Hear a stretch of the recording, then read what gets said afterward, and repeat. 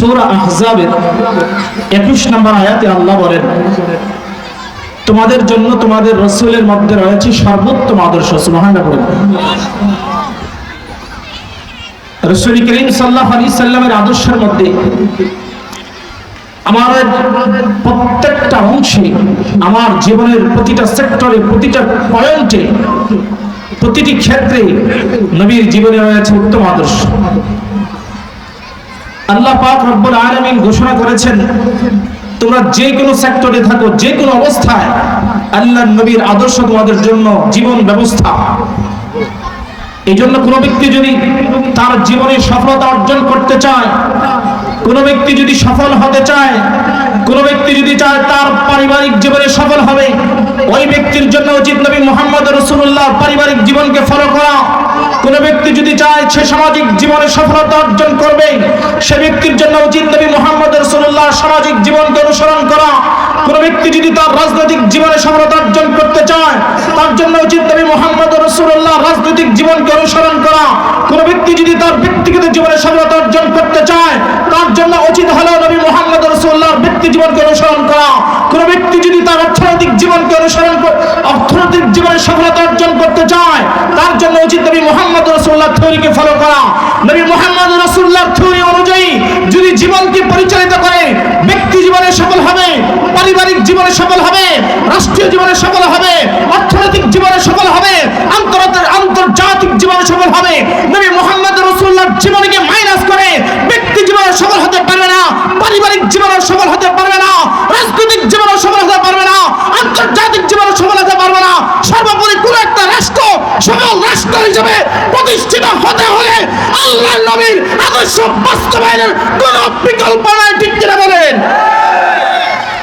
ভাইরা আমার, আজকে কোরআন সুন্নাহর আলোচনা বললে, আল্লাহর নবীর আদর্শ নিয়ে কথা বললে, মসজিদের মধ্যে যদি আল্লাহর নবীর আদর্শ নিয়ে কথা বলা হয়, নবী মুহাম্মদ রাসূলুল্লাহর রাজনৈতিক জীবন নিয়ে আলোচনা করা হয়, মসজিদ ইমাম সাহেবদেরকে ওয়ার্নিং দেয়, সতর্ক করে বলে, হুজুর আপনি রাজনৈতিক আলোচনা করবেন না।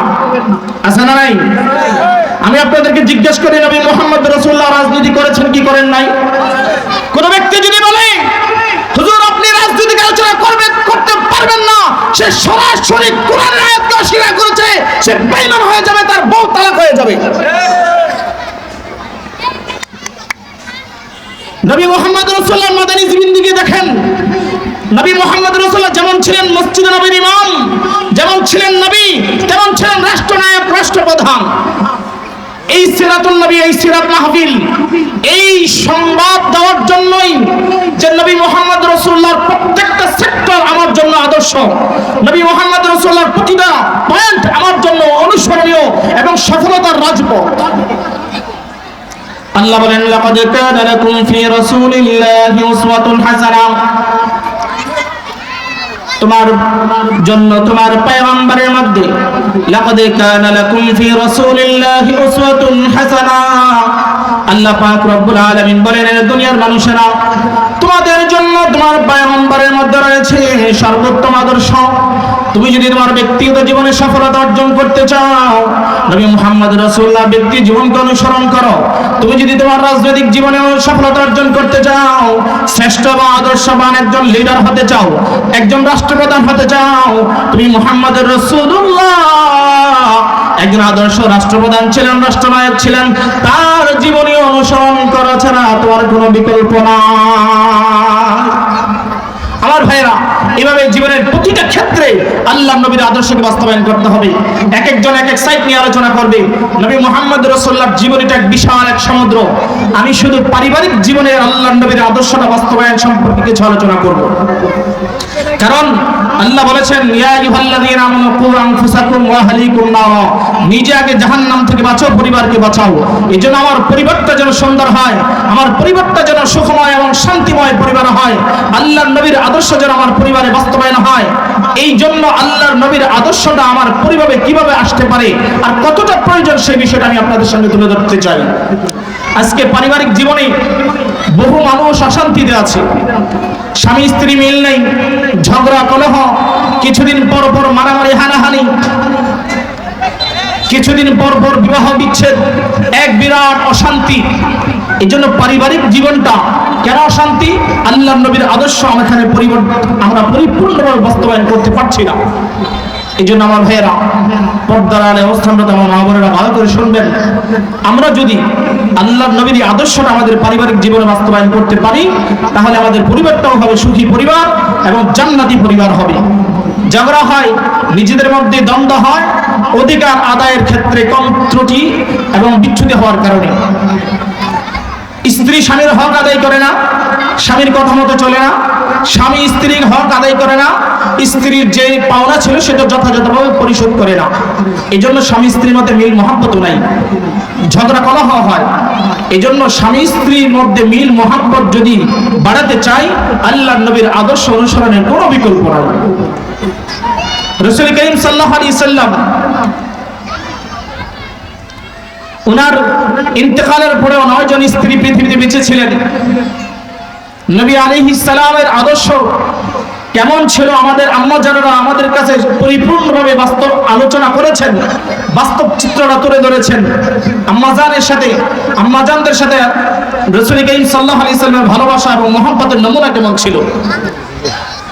আম্মাজান আয়েশা রাদিয়াল্লাহু তাআলা বলেন, আল্লাহর নবী সাল্লাল্লাহু আলাইহি ওয়াসাল্লাম আমাকে এতটাই ভালোবাসতেন, আমি গ্লাসের যেই জায়গাটায় মুখ লাগিয়ে পানি পান করেছি, সরওয়ারে কায়নাত গ্লাসের ঠিক সেই জায়গায় মুখ লাগিয়ে পানি পান করেছেন। সুবহানাল্লাহ।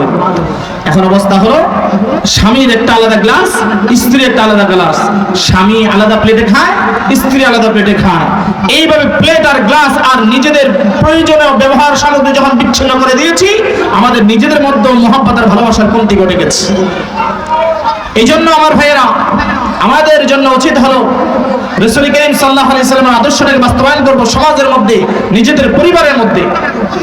আমার ভাইয়েরা, আল্লাহ নবী সাল্লাল্লাহু আলাইহি ওয়াসাল্লাম ঘরের মধ্যে যা কেমন আচরণ করতেন, সাহাবী জিজ্ঞেস করে আল্লাহ নবী সাল্লাল্লাহু আলাইহি ওয়াসাল্লামের ঘরের আমলগুলো কি? আম্মা জানরা জবাব দেয়, ঘরের আমল হলো ঘরের মধ্যে গিয়ে নবী আলাইহিস সালাম আমাদের কাজের মধ্যে সহযোগিতা করেন। আমার ভাইরা, একজন স্বামী তার স্ত্রীর কাছে পরিপূর্ণভাবে শান্তি পাওয়ার জন্য আল্লাহ পাক সৃষ্টি করেছেন। আল্লাহ পাক রব্বুল আলামিন কোরআনে কারীমের মধ্যে চমৎকারভাবে আলোচনা করেন। সূরা আরাফ 199 নম্বর আয়াতে আল্লাহ বলেন, হুয়াল্লাযী খালাকাকুম মিন নাফসিন ওয়াহিদা ওয়া জাআলা মিনহা যাওজাহা লিয়াসকুনা ইলাইহা। আল্লাহ বলেন, আমি স্বামী স্ত্রী দুজনকে সৃষ্টি করেছি, স্বামী যেন তার স্ত্রীর কাছে এসে শান্তি লাভ করে, শান্তি মজা পায়, তৃপ্তি পায়। কিন্তু দুঃখজনক হলেও সত্য, অধিকাংশ স্বামীরা তার স্ত্রীর কাছে এসে শান্তি পায় না।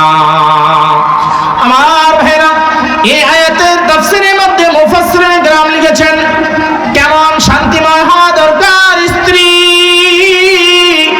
স্বামী তার স্ত্রী থেকে কেমন তৃপ্তি আর শান্তি পাবে। একটা বিরাট বড় মরুভূমির মধ্যে যদি একটা বটগাছ, বিরাট আকারের একটা বটগাছ থাকে, যারা মরুভূমিতে কাজ করে, সারাদিন সফর করে, এই বটগাছের নিচে বসলে যেমন তার সারাদিনের ক্লান্তি কষ্ট দূর হয়ে যায়। মুফাসসিরিন কেরাম বলেন, এই আয়াতের ব্যাখ্যায় একজন স্ত্রীকে এমন ভূমিকা রাখতে হবে, এমন ভূমিকা রাখতে হবে, স্বামী সারাদিন বাহিরে কাজকর্ম শেষে যখন ঘরে আসে, তখন যেন স্ত্রীর আন্তরিকতা আর ভালোবাসার কারণে স্বামীর মনটা জড়িয়ে যায় এবং স্বামীর মনটা ঠান্ডা হয়ে যায়। আমার মা বোনেরা, আপনারা স্বামীদেরকে এমন ভাবে যত্ন করতে হবে, ঘরে আসবে স্বামীর সেবা যত্ন করবেন, গামছাটা রুমালটা এগিয়ে দেন, চেহারাটা মুছে দেন, পাটা মুছে দেন, ভালো করে যদি শীতকাল হয় গরম পানি এগিয়ে দেন, পাটা পারলে ধুয়ে দেন। যখন অজু গোসল করে আসবে, আপনি নিজ দায়িত্বে আপনার স্বামীর শরীরটা মুছে দেন। এইভাবে খাবার খেতে যখন আসবে, তার মুখে খাবার তুলে খাইয়ে দেন। স্ত্রীদেরকে স্বামীরা তাদের স্ত্রীদের মুখে খাবার তুলে খাইয়ে দেন।